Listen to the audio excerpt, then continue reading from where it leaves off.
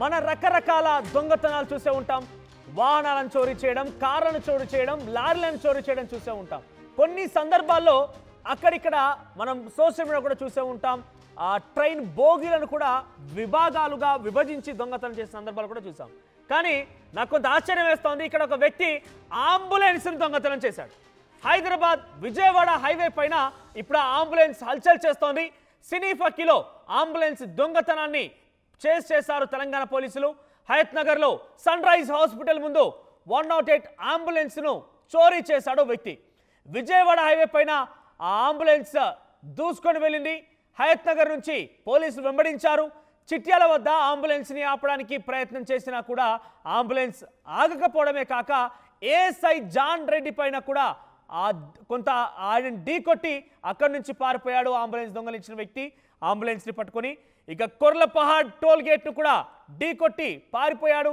ఇక టేకుమట్ల స్టేజ్ వద్దకు చేరేసరికి పెద్ద ఎత్తున లారీలను అడ్డుగా పెట్టి అక్కడ ఎస్ఐ కేతపల్లి ఎస్ఐ శివతేజ ఆ అంబులెన్స్ని పట్టుకున్నాడు, ఆ దొంగని పట్టుకున్నాడు. ఒకసారి మనం చూద్దామా అక్కడ జరిగినటువంటి ఆ చేజింగ్ దృశ్యాలు చూద్దాం. ఇక్కడ ఎస్ చివరిగా ఇక్కడ చూడండి చేజింగ్ సంబంధించి దృశ్యాలు. అది ఒక టోల్ గేట్ ఉంది, అయినా కూడా ఆగకుండా అక్కడ అంబులెన్స్ చాలా వేగంగా వెళ్తూ ఉంది. కొంతమంది వ్యక్తులను కూడా మీరు గమనించవచ్చు, అటు ఇటుగా పరుగులు తీస్తున్నారు, అడ్డుగా నిలబడే ప్రయత్నం చేస్తున్నారు, అంబులెన్స్ వెనకాల పరుగులు పెడుతున్నారు. ఇక్కడ మీరు చూడొచ్చు అంబులెన్స్ ఇక్కడ వస్తుందేమో అని భయపడుతూ పక్కపక్కకు జరిగే వారంతా కూడా చాలా వేగంగా ఎక్కడ ఆగకుండా చాలా వేగంగా అంబులెన్స్ని దొంగతనం చేసుకొని వెళ్ళారు. సో కొంత ఆశ్చర్యం వేస్తోంది, కొంత అనుమానం కూడా కలుగుతోంది. అంబులెన్స్ స్టోరీ పైన మరిన్ని అప్డేట్స్ మా ప్రతినిధి రమేష్ అందిస్తారు. రమేష్, సో అంబులెన్స్ స్టోరీకి సంబంధించి అప్డేట్స్ తెలుసుకునే ముందు ఒకసారి అక్కడ అంబులెన్స్ ఏ రకంగా దొంగతనం జరిగింది, అంబులెన్స్ దొంగలించిన వ్యక్తి అనుమానిస్తున్నటువంటి ఆ వ్యక్తి ఏం చెప్తున్నారో ఒకసారి మనం చూద్దాం.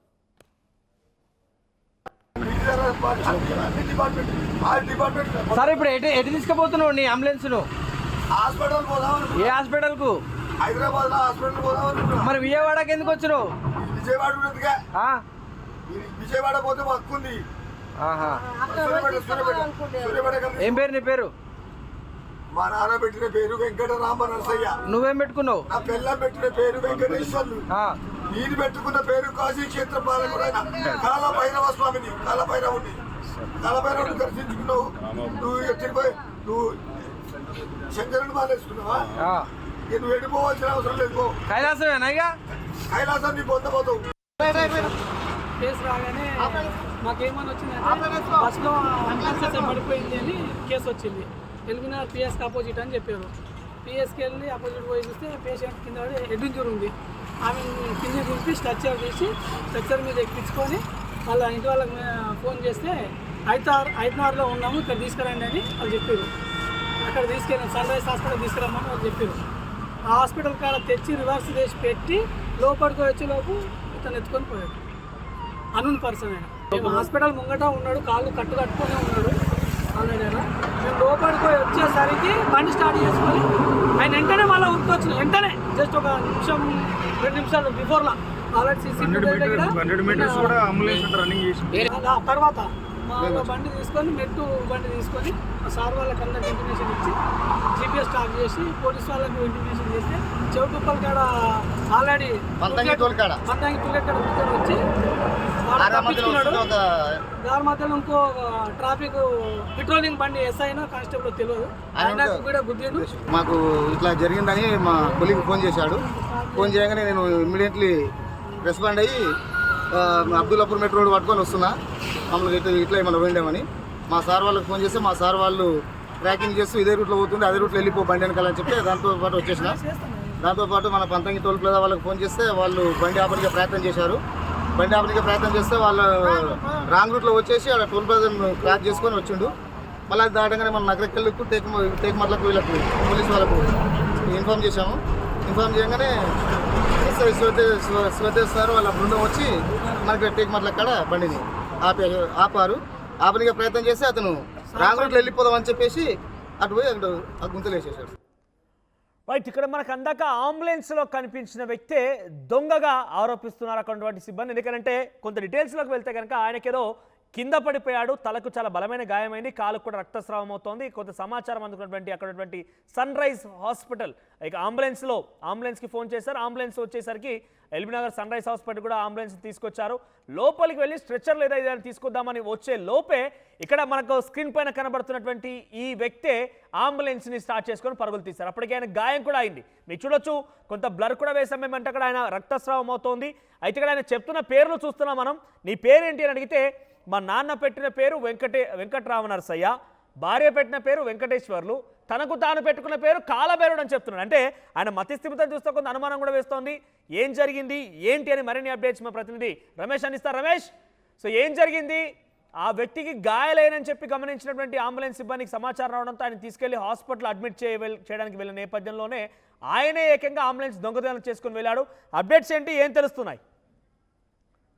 ఉక్కిరి బిక్కిరైనటువంటి పరిస్థితి. ఎందుకంటే దాదాపు 120 కిలోమీటర్లు, ఒక సినీ పక్కీలో చేజింగ్ ఎలా ఉంటుందో 120 కిలోమీటర్లు హైత్ నగర్ నుంచి మొదలుకొని మొత్తం కోర్లపాడు టోల్ ప్లాజా వద్ద, నకరికల్ వద్ద కూడా 120 కిలోమీటర్లు 2.5 గంటల పాటు కూడా అతన్ని పట్టుకోవడానికి మొత్తం కూడా చేసినటువంటి పరిస్థితి కనిపించినా కానీ అతను ఆ పోలీసులకు దొరకనటువంటి పరిస్థితి కనిపిస్తుంది. ఏకంగా చౌటుప్పల్ వద్ద టోల్ ప్లాజాస్ కూడా చూస్తున్నాం. ఆ టోల్ గేట్ ని కూడా మొత్తం కొట్టుకుంటూ కూడా వచ్చినటువంటి పరిస్థితి కనిపిస్తుంది. అదేవిధంగా చిట్యాల్లో ఆ ఏఎస్ఐ ఎవరైతే ఉన్నారో జానకిరామ్ రెడ్డి పోలీసులు ఆపబోతుండగా అతనిపై కూడా ఎక్కించడం జరిగింది. అతను కాల్ ఫ్రాక్చర్ అయినటువంటి పరిస్థితి కనిపిస్తుంది. పోలీసులు ఎలా పట్టుకోవాలో కూడా మొత్తం సెట్ లో కూడా దారి పొడవునా హైదరాబాద్ విజయవాడ జాతీయ రహదారి చూస్తున్నాం. విపరీతమైనటువంటి స్పీడ్ తో అంబులెన్స్ వెనకాల మరొక అంబులెన్స్ కూడా దొరకనటువంటి పరిస్థితి కనిపిస్తుంది. తనకి కొత్త ఏమి కాదు, గతంలో కూడా 2 పర్యాయాలు కూడా ఈ విధంగా అంబులెన్స్ కూడా వేసుకొని వెళ్ళినట్టు తెలుస్తుంది. తన మానసిక స్థితి కూడా సరిగా లేదని తెలుస్తున్నారు. తను ఖమ్మం జిల్లా బయ్యారంకు చెందినటువంటి వ్యక్తిగా కూడా గుర్తించడం జరిగింది. పోలీసులు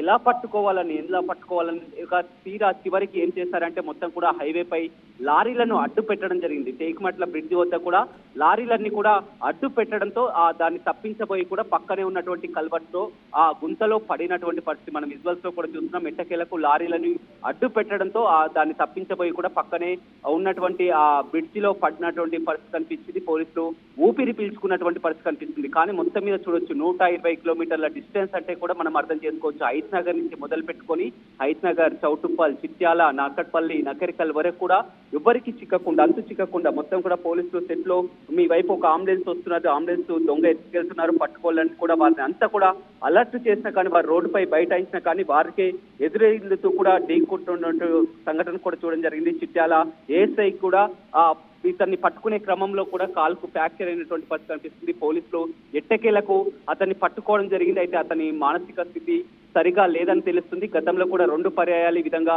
అంబులెన్స్ ని విధంగా ఎత్తుకెచ్చారని కూడా తెలుస్తుంది. ఏదేమైనప్పటికీ కూడా పోలీసులు మాత్రం ఊపిరి పీల్చుకోవడం జరిగింది. ఉదయం 7 గంటల నుంచి మొదలుకొని 10 గంటల సమయం వరకు కూడా మొత్తం వారిని పట్టుకున్నటువంటి పరిస్థితి కనిపిస్తుంది. ఓవైపు సీఎం రేవంత్ రెడ్డి పర్యటనలో పోలీసులంతా కూడా ఇక్కడ నార్కట్పల్లి వద్ద బిజీగా ఉంటున్నటువంటి పరిస్థితిలో కూడా ఈ అంబులెన్స్ దొంగను పట్టుకోవడానికి పోలీసులు నానా తంటాలు పడాల్సినటువంటి పరిస్థితి అయితే ఎదురైందని చెప్పవచ్చు. మనోజ్, రైట్ రమేష్, అంటే గతంలో కూడా అంబులెన్స్ దొంగలించాడు ఈ వ్యక్తి. మీరు ఇందాక మాట్లాడుతూ చెప్పారు, అంబులెన్స్ దొంగలించడం చేయడం అనేది ఏంది ఆనవాయితీగా పెట్టుకున్నాడు, ఒక ప్రొఫెషన్ గా మార్చుకున్నాడు ఆయన. మొత్తం మీద అతను ఆ దొంగ కాదు, కానీ అతను మానసిక స్థితి సరిగా లేక కేవలం అంబులెన్స్లని టార్గెట్ గా చేసుకున్నటువంటి పరిస్థితి కనిపిస్తుందని చెప్తున్నారు. గతంలో కూడా 2 పర్యాయాలు కూడా అంబులెన్స్ని ఎత్తుకెళ్లడం జరిగింది. ఈ రోజు కూడా అంబులెన్స్ ని సన్ రైజ్ హాస్పిటల్ వద్ద నుంచి కూడా ఎత్తుకెళ్లినటువంటి క్రమమే అతను కేవలం అంబులెన్స్ ని ఎందుకు టార్గెట్ చేస్తున్నారో కూడా తెలియనటువంటి పరిస్థితి. అతని మానసిక స్థితి అయితే సరిగా లేదని అతని మాటల్ని బట్టే తెలుస్తుంది. అతని పేరు అడిగినా కానీ రకరకాల పేర్లు చెప్పడం జరిగింది. తాను పెట్టుకున్నటువంటి పేరు కాలభైరవ అని కూడా చెప్పడం జరిగింది. మొత్తం కూడా అతని మానసిక స్థితి అయితే సరిగా లేదు. కానీ ఏదేమైనప్పటికీ కూడా పోలీసులు ఊహించలేదు, ఎవరు కూడా ఊహించలేదు. ఎందుకంటే మామూలుగా దొంగతనాలు పలు రకాల దొంగల్ని కూడా చూడడం జరిగింది, పట్టుకోవడం జరిగింది. దాదాపు వాళ్ళు ఒక 10 నిమిషాల వ్యవధిలోనే ఒక 10 కిలోమీటర్ల వ్యవధిలోనే పట్టుకుంటారు. కానీ ఈ అంబులెన్స్ వెనకాల మరొక అంబులెన్స్ కూడా దీన్ని చేసుకుంటూ వచ్చినా కానీ ఆ డ్రైవర్ తో కూడా మాట్లాడినా కానీ మేము ఇంత స్పీడ్ ఎప్పుడు వెళ్ళలేదు, మొదటిసారిగా చూస్తున్నాం. అతన్ని పట్టుకోవడానికి ఎంతో ఇబ్బంది పడడం జరిగింది. పోలీసులు కూడా గాయాలైనటువంటి పరిస్థితి కనిపిస్తుంది. అసలు ఏం జరుగుతుందో కూడా తెలియదు. మొదటగా అతని మానసిక స్థితి సరిగా లేదని ఇప్పుడు పట్టుకున్నాక తెలిసింది. కానీ ముందు అంబులెన్స్ ను వేసుకొని వెళ్తుంటే అతను ఎలాంటి తీవ్రవాది అంబులెన్స్ వేసుకొని వెళ్తున్నారు, రోడ్లపై ఆపుదామన్నా కానీ ఎవరన్నా ఢీకొంటే ప్రాణ నష్టం సంభవిస్తుంది, ఎలా ఆపాలి, ఎలా పట్టుకోవాలని కూడా పోలీసులు పోలీసులు ఎన్నో ప్రయోగాలు చేసినప్పటికీ కూడా టోల్ గేట్ ని బద్దలు కొట్టుకొని వెళ్ళాడంటే మనం అర్థం చేసుకోవచ్చు. చౌటుప్పల్ టోల్ గేట్ నుండి మొత్తం అక్కడ ఉన్నటువంటి టోల్ గేట్ వద్ద ఆపే ప్రయత్నం చేసినా కానీ టోల్ గేట్ ని కొట్టుకుంటూనే వెళ్ళడం జరిగింది. అది పూర్తిగా విరిగి పడింది. అక్కడి నుంచి కూడా చిట్యాల్లో పోలీసులు ఆపుతుండగా ఏఎస్ఐ కాలు కూడా ఎక్కించడం జరిగింది. ఆ తర్వాత చిట్టకేలకు పోలీసులంతా కూడా లారీలను అడ్డం పెట్టి టేక్మట్ల బ్రిడ్జి వద్ద లారీలన్నీ కూడా అడ్డు పెట్టడంతో కూడా అతనికి వెళ్ళడానికి ఇక రోడ్డు లేదు. మొత్తం రోడ్డు పూర్తిగా జామ్ చేసి లారీలను అడ్డు పెట్టడంతో దాన్ని తప్పించబోయి పక్కనే ఉన్నటువంటి కల్వర్ట్ పక్క కూడా మనం విజువల్స్ లో కూడా చూస్తున్నాం. అంబులెన్స్ అందులో కింద పడిపోయింది. అప్పుడు పోలీసులు పట్టుకోవడం జరిగింది. అతని ప్రస్తుతం అదుపులోకి తీసుకున్నారు. అతని మానసిక స్థితి సరిగా లేదన్నట్టు కూడా తెలుస్తుంది. Manoj. Right Ramesh, thank you for that bet. So మొత్తం మీద సినిమా తరహాలో చేసింగ్, కానీ ఒక అంబులెన్స్ దొంగలించడం, ఆ తర్వాత పోలీసులు చేర్చడం చూసాం.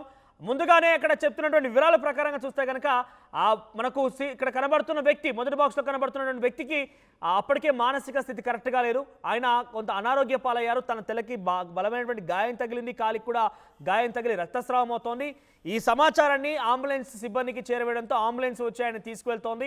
ఎక్కడికి తీసుకురావాలని వారి యొక్క కుటుంబీకులని అడగ్గా అటు సన్ రైజ్ హాస్పిటల్ తీసుకెళ్ళండి, ఎల్బీనగర్ సన్ రైజ్ హాస్పిటల్ దగ్గర మేము ఉన్నామని చెప్పడంతోనే అక్కడికి తీసుకువెళ్ళి రివర్స్ తీసుకొని ఆయనని కిందికి దింపడానికి స్ట్రెచ్చర్ లేదా ఒక వీల్ చైర్ తీసుకొద్దామని లోపలికి వెళ్ళారు ఈ అంబులెన్స్ సిబ్బంది. అంతలోనే కనురెప్పపాట్లోనే దిగిపోయి వెంటనే అంబులెన్స్ స్టార్ట్ చేసుకొని పరుగులు తీయడం ప్రారంభించేశాడు.